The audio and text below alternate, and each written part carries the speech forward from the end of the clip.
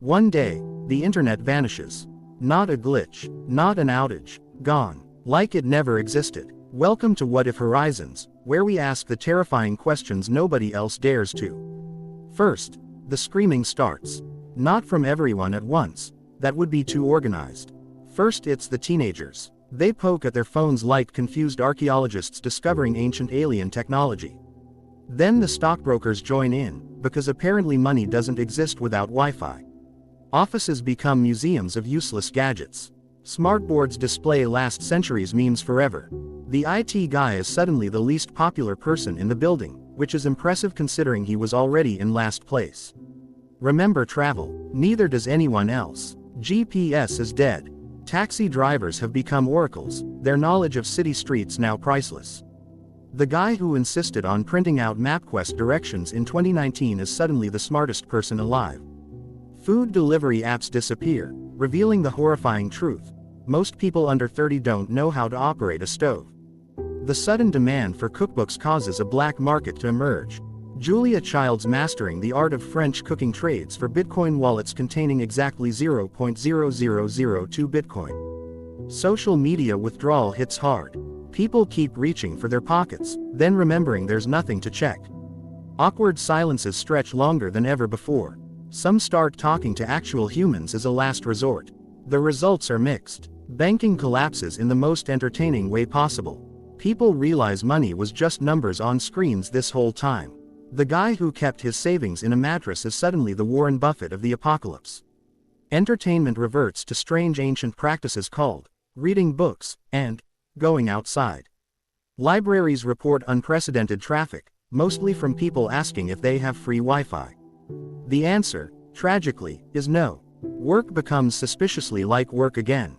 No more pretending to type while watching cat videos. Productivity theoretically increases, but since nobody can remember how to do their job without Google, it's mostly just people staring blankly at each other. The most shocking change: people start remembering things. Phone numbers, birthdays, that thing they were supposed to buy at the store. It's horrifying. The human brain, forced to actually function again, rebels violently. Headaches abound. And yet, something strange happens. Eye contact returns. Conversations last longer than 6 seconds.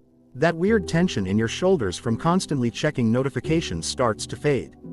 Could this be progress? Nah, someone will reinvent the internet by next Tuesday. Probably using coconuts and string. By day 3, the withdrawal symptoms become impossible to ignore. People start twitching every time they see a blank screen. The term, Wi-Fi withdrawal, enters medical journals, right between hysteria and that thing where you stand up too fast and see stars. The entertainment industry collapses spectacularly. Netflix executives are found curled in fetal positions, whispering about the algorithm like it was a lost lover. Movie theaters make a comeback, but there's a catch: nobody remembers how to project films anymore. Audiences sit patiently in the dark, staring at blank screens out of habit. Journalism reverts to its roots: newspapers printed on actual paper. The first headline reads, "Internet dead. We would show you memes about it if we could." Reporters struggle with unfamiliar concepts like fact-checking and writing more than 280 characters. The dating scene undergoes a brutal transformation. Tinder refugees wander streets holding signs with their best angles hand-drawn. SWM seeks partner who remembers what SWM means, one reads. First dates become terrifying exercises in actual conversation. Many choose celibacy. Education faces its greatest challenge since the invention of the calculator. Teachers write on blackboards. Students take notes with pens. The horror: Wikipedia addicts are sent to special rehabilitation centers where they learn to use encyclopedias. The recovery rate is dismal. Governments struggle with the sudden need for physical paperwork. Endless filing cabinets emerge from storage. A clerk in Iowa is heard screaming, "What do you mean we have to read all these?" Bureaucracy slows to approximately the speed of a 3-toed sloth on sedatives. Surprisingly, crime rates drop. Without online fraud, cybercrime disappears overnight. Old-school bank robbers make a comeback but are disappointed to find most banks now empty vaults. All the money was digital anyway. One robber leaves a note: 0 tenths would not steal again. The medical field faces unexpected challenges. Doctors can't Google symptoms anymore. Patients must actually describe their ailments using words instead of WebMD printouts. Misdiagnoses skyrocket, especially for people who definitely have that rare thing they saw on House once. An unexpected benefit emerges. Productivity apps can no longer send notifications. The entire concept of work-life balance improves instantly. People stop answering emails at 3 a.m. because emails no longer exist. The mental health implications are staggering. Yet problems persist. Without weather apps, people actually go outside to check the weather. Many get rained on. It's chaos. The Farmer's Almanac becomes a bestseller overnight. Meteorologists, suddenly relevant again, don't know what to do with their hands. And in quiet corners of the world, something beautiful happens. Handwritten letters make a comeback. The Postal Service, declared dead a decade ago, experiences a renaissance. Love letters are composed. Penmanship improves against all odds. The sound of envelopes being sealed echoes across nations. But don't get too sentimental. Someone just coughed and the entire population recoils in terror. Without pandemic memes to soften the blow, disease is scary again. Progress isn't linear, people. By the end of the first week, humanity splits into two distinct groups. Those adapting surprisingly well, and those still pressing F5 on keyboards like lab rats hoping for a pellet. The latter group is larger than anyone wants to admit. Retail therapy takes on a whole new meaning. Shopping malls, those zombie relics of the 90s, suddenly pulse with life again. But there's a catch. Nobody remembers how to count change. Cashiers and customers stare at each other across counters in silent mathematical standoffs. The total is $17.83, says the clerk. The customer slaps down a $20 bill. Both parties break into cold sweat. The music industry faces an existential crisis worse than the Napster era. Spotify refugees wander streets humming half-remembered choruses. Concerts become impromptu community events where everyone knows 30% of the lyrics at best. A man in Ohio becomes famous for his near-perfect rendition of Bohemian Rhapsody, using only mouth sounds and air guitar. An unexpected casualty emerges: food photography. Instagram foodies stare mournfully at beautifully plated meals that will never receive validation. Some attempt to sketch their avocado toast in notebooks, but the results are disturbing. Michelin-starred chefs report a strange new phenomenon: people are actually eating their food while it's still hot. The fitness world undergoes a revolution. Without workout selfies, people exercise for fun. Peloton bikes become very expensive clothes racks. Gym bros can no longer check themselves out in mirror photos, leading to an identity crisis across weight rooms nationwide.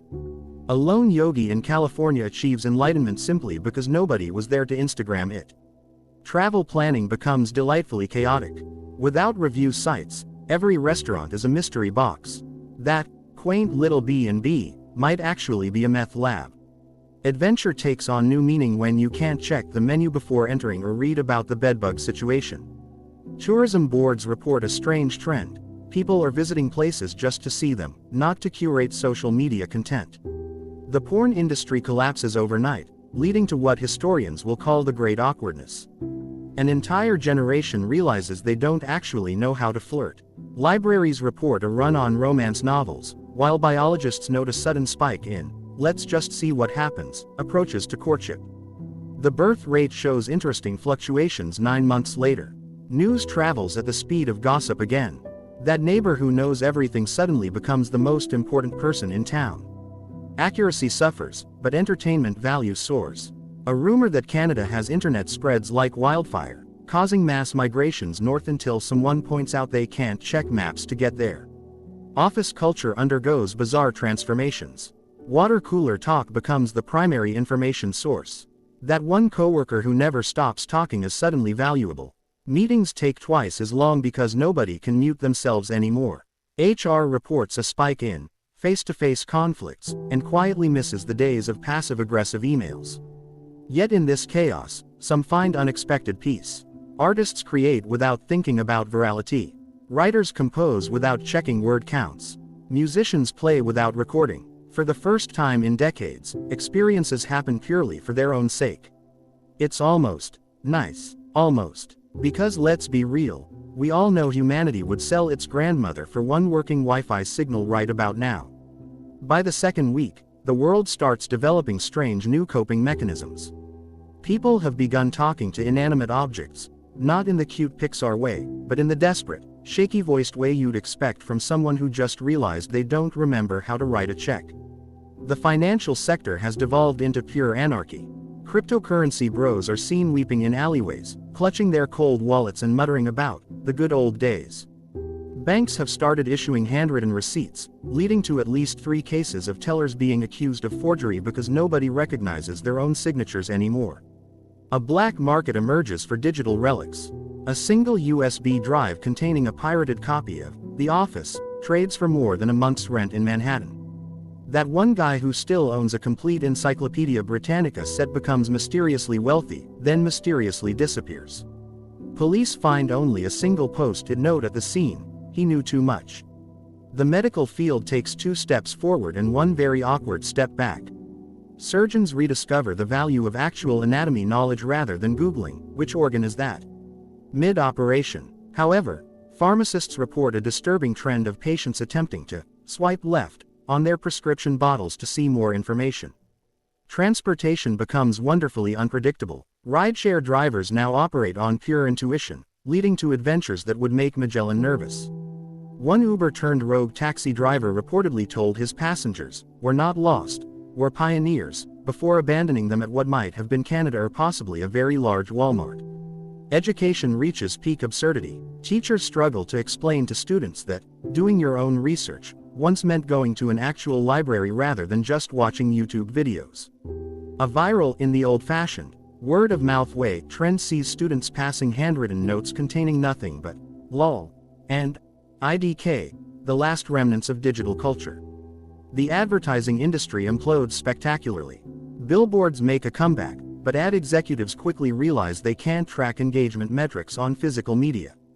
A creative director in Chicago is hospitalized after repeatedly shouting, "But where are the analytics?"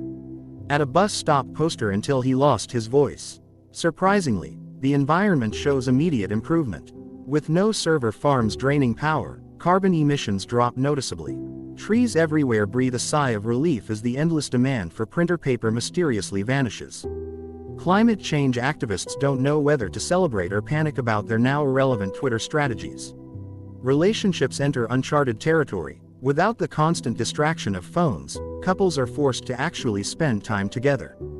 Divorce lawyers report a 50-50 split between couples rediscovering why they fell in love and couples realizing they have absolutely nothing to talk about. Matchmakers become the new tech billionaires. Yet amid the chaos, pockets of innovation emerge. Community bulletin boards sprout like mushrooms. People start remembering each other's birthdays, not because Facebook reminded them, but because they actually care. Neighbors share tools and recipes instead of Amazon links. It's almost like society is becoming sociable again. Almost. Because let's face it, we'd all still sell our souls for one lousy cat video right about now. 1 month into the Great Disconnection, humanity has developed what anthropologists are calling digital phantom limb syndrome. People still reach for phones that can't connect, still wake up reaching for non-existent notifications. The withdrawal symptoms have become performance art. The entertainment industry has reinvented itself in bizarre ways. Broadway shows now feature, remember this website, interpretive dance numbers. A particularly avant-garde production consists entirely of performers screaming forgotten YouTube comments at the audience. It's surprisingly cathartic. Food culture has regressed to pre-foodie levels. People are eating peanut butter straight from the jar again, no photo staging required. That obscure vegan restaurant with the perfect lighting is now serving microwave burritos, and customers are too hungry to care. The concept of plating has been officially declared dead by culinary historians. The workplace has transformed into something out of a dystopian novel. Offices now feature thinking chairs, where employees sit quietly, actually thinking instead of pretending to work while online shopping. Productivity metrics have been replaced by how long can you stare at a document before crying measurements. It's not perfect, but it's honest. Crime has taken a turn for the theatrical. Bank robbers now leave handwritten notes in perfect cursive. A gang in Detroit has gained notoriety for their polite burglaries. They tidy up after themselves and leave thank you notes. When asked why, their leader shrugs. Without Yelp reviews, reputation matters. The scientific community faces unprecedented challenges. Researchers can't access journals, so they've resorted to carrier pigeons and smoke signals. A breakthrough in quantum physics was nearly lost when the note it was written on was used to pack a lunch. Peer review now happens literally, over fences in backyard barbecues. An unexpected renaissance occurs in craftsmanship. Blacksmiths, bookbinders, and cobblers emerge from obscurity to find themselves suddenly in demand. That hipster who insisted on making his own furniture is now the most popular guy in town. Artisans work tirelessly to recreate what machines once made, with varying degrees of success. The concept of fame has completely transformed. Local celebrities emerge based on actual talent rather than follower counts. The woman at the grocery store who can perfectly guess your total just by looking at your cart. She's basically royalty now. That guy who can whistle any song after hearing it once. Packing stadiums, which are really just repurposed parking lots. Yet the most profound change might be in how we experience time. Without constant digital interruptions, minutes stretch like taffy. People report finishing books in single sittings, having conversations that last for hours, actually tasting their food. It's unsettling. The human attention span, freed from its digital leash, begins to heal. But let's not get carried away. If someone offered us just 5 minutes of Wi-Fi, we'd probably trade our firstborn children for it. Old habits die hard. 3 months in, the world has stopped waiting for the internet to come back. Some people still whisper to their dead smartphones at night, but most have moved on to the next stage of grief, aggressive acceptance. Commerce looks different now. That guy who always carried cash, just in case, is suddenly the most popular person in every room. Barter systems emerge overnight. A plumber fixes a leak in exchange for homemade jam. A dentist accepts fresh baked bread as payment. The economy has become delicious. Music festivals have become truly authentic experiences again. No recordings, no live streams, just people actually present in the moment. The downside, without setlists online, bands keep forgetting their own songs halfway through performances. A legendary moment occurs when the Rolling Stones stop mid-concert to argue about whether Satisfaction has 4 chords or 5. News circulates at the speed of rumor now. A chicken crosses the road in Nebraska, and by the time the story reaches New York, it's become an epic saga about 3 chickens staging a revolution against farmyard oppression. Journalists have to actually leave their desks to investigate stories, leading to widespread complaints about outside and weather. The medical field faces unexpected challenges. Without WebMD, hypochondriacs are forced to diagnose themselves the old-fashioned way, by dramatically describing symptoms to anyone who will listen. "It's probably just a cold," has become the most hated phrase in the English language. Doctors report patients showing up with handwritten lists of symptoms written in suspiciously similar language to old internet articles. Sports return to their purest form. No instant replays, no fantasy leagues, just raw athletic competition. Fans in stadiums actually watch the game instead of their phones. The downside, without stats constantly updating, arguments about player performance last for weeks. A bar in Boston has been hosting the same debate about Tom Brady's legacy since the outage began. An unexpected renaissance occurs in public spaces. Parks are full, sidewalks are crowded, and strangers make eye contact without immediately looking away. At first this causes mass discomfort, then slowly becomes normal. The concept of people watching evolves from creepy pastime to legitimate entertainment. Cooking has become an extreme sport. Without recipes, every meal is an adventure. Some discover hidden culinary talents. Others burn water so spectacularly it becomes performance art. The phrase, "I'll just wing it," has taken on terrifying new dimensions in kitchens worldwide. Yet for all the chaos, something peculiar is happening. People are remembering how to be bored. How to sit quietly with their thoughts. How to wait without distraction. It's uncomfortable. It's unfamiliar. It might just be exactly what we needed. But let's be real. If someone offered us one lousy Google search right now, we'd probably trade a kidney for it. 6 months without internet, humanity has entered what historians will later call the Great Unclenching, that magical period when shoulder tension from constant notification anxiety finally started to fade. The entertainment industry has reinvented itself in ways that would make pre-internet ancestors proud. Improv theaters are packed every night as people crave the thrill of live, unrecorded moments. The most popular show in town. Wikipedia. The musical, where actors desperately try to recreate historical events from memory. Last week's performance featured a very confused Julius Caesar ordering a latte at Starbucks. Education has become gloriously chaotic. Teachers can no longer threaten students with, "This will go on your permanent record," because nobody can find permanent records anymore. Cheating has evolved into an art form. One student was caught with an entire textbook handwritten on his forearm in font size 2. The valedictorian at a New York high school won by default because everyone else forgot graduation was happening. The business world operates on pure chaos theory now. Meetings that used to take 30 minutes now take 3 hours because nobody can pretend to work while secretly browsing Reddit anymore. That one coworker who remembers how to use a fax machine has been promoted to CEO of several companies by accident. Dating has become terrifyingly efficient. Without endless messaging, people meet in person immediately. First dates either last 5 minutes, oh god no, or 5 hours, wait, you like arguing about obscure 90s cartoons too.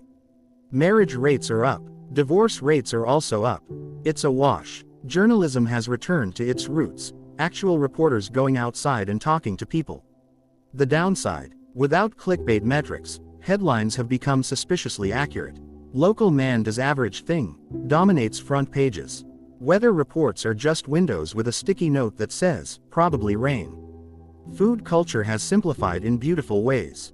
That restaurant with the $25 avocado toast, now serving actual nutritious meals at reasonable prices. The culinary world's biggest loss. Nobody remembers what deconstructed food was supposed to be. A chef in Chicago cried while making a normal burger. Crime has gotten oddly polite. Bank robbers now leave thank you notes. Hackers have taken up knitting. The most wanted man in America is a guy who keeps returning to crime scenes to apologize for his poor craftsmanship. An unexpected benefit emerges in mental health. Without constant comparison to curated online lives, people report feeling adequate. Not amazing, not terrible, just realistically human. It's unsettling at first, then strangely liberating. Yet despite all this, in quiet moments, you'll still catch people absent-mindedly tapping their pockets, reaching for phones that can no longer distract them from the present moment. Old habits die hard, but they do, eventually, die. 1 year after the disappearance, the world has developed what scientists are calling post-digital adaptation syndrome, a condition where humans function almost normally while occasionally spasming when remembering lost memes. The workplace has transformed beyond recognition. That colleague who constantly talked about blockchain now mumbles about Woodchain, his new system for organizing firewood. Open plan offices sit empty as people realize they can work from home without constant surveillance. Productivity is down, but happiness is up. The HR department has been repurposed into a nap room. Entertainment has reached peak analog. The hottest ticket in town. Silent reading parties, where hundreds gather to quietly read physical books together. At first it was ironic, now it's legitimately popular. The second hottest ticket, watching paint dry, which, it turns out, is more engaging than 90% of streaming content ever was. Social hierarchies have completely reset. The popular kids from high school are now just people. That quiet nerd who memorized the entire Oxford Dictionary, suddenly the most interesting person at every party. A man in Ohio gained fame simply because he remembers how to tie different knots. His TED Talk, held in an actual barn, was standing room only. Food culture has simplified to its essentials. The farm-to-table movement became just food, when people realized that's where it always came from. That $18 artisanal toast now costs $2 and tastes better because nobody's photographing it first. The Michelin Guide has been replaced by your neighbor Dave's handwritten list of places that won't give you diarrhea. Education has become refreshingly honest. Without PowerPoint, teachers just talk. Students either listen or don't. The grading system has simplified to tried hard and didn't. Surprisingly, learning outcomes have improved. That one kid who always shouted, "Just Google it," has been sent to work in a cabbage field as therapy. Dating has become startlingly efficient. Without dating apps, people either meet organically or die alone.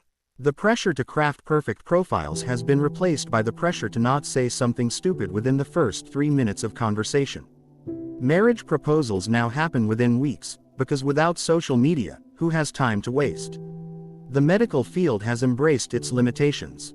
Doctors now freely say, "I don't know," and "let's wait and see," phrases that were previously outlawed by WebMD. The placebo effect is having a renaissance. A physician in Milwaukee cured 6 cases of anxiety just by listening to patients for more than 7 minutes. An unexpected benefit emerges in urban design. Without the need for Instagram backdrops, cities are focusing on functionality. That quirky, mural district is now just buildings. Parks have benches designed for sitting rather than selfies. The concept of brunch places has evolved to prioritize food over aesthetics. Yet in quiet moments, you'll still find people staring at blank walls where screens used to be, fingers twitching with phantom scrolling impulses. The digital ghosts linger, but the world keeps turning. And against all odds, humanity keeps adapting. Because here's the terrible, wonderful truth we've discovered: we were always capable of living without it. We just forgot. 18 months into the new era, the children born after the disappearance are starting to walk, completely unaware they're missing anything. Their parents oscillate between envy and terror at this new generation that will never know the concept of going viral. The business world has settled into a strange new normal. That startup founder who once pitched Uber for laundry now runs an actual laundromat. It's profitable. The word disrupt has been replaced with make in business vocabulary. Stock markets have been replaced by farmers markets. The economy grows slower, but crashes less dramatically. Entertainment has become wonderfully participatory. Community theaters are packed with terrible productions of beloved shows. The local production of Hamilton features a George Washington who keeps forgetting his lines and improvising in haiku form. Nobody minds. The standing ovation lasts 20 minutes. News cycles have slowed to a humane pace. Without the 24-hour churn, events are actually understood before being reacted to. The last remaining newspaper has a breaking news policy: we'll get to it when we get to it. Surprisingly, society hasn't collapsed from this approach. The concept of celebrity has completely transformed. Famous people are now just people. That A-list actor works at a hardware store part-time because he likes the discounts. A former pop star was recently spotted busking for spare change, reportedly happier than she's been in years. The paparazzi have retrained as landscape photographers. Transportation has become an adventure again. Without GPS, every trip is potentially an expedition. That guy who claims to know a shortcut is either a hero or a villain, with no in-between. Road trip arguments about directions have replaced political arguments as the leading cause of divorce. An unexpected renaissance occurs in craftsmanship.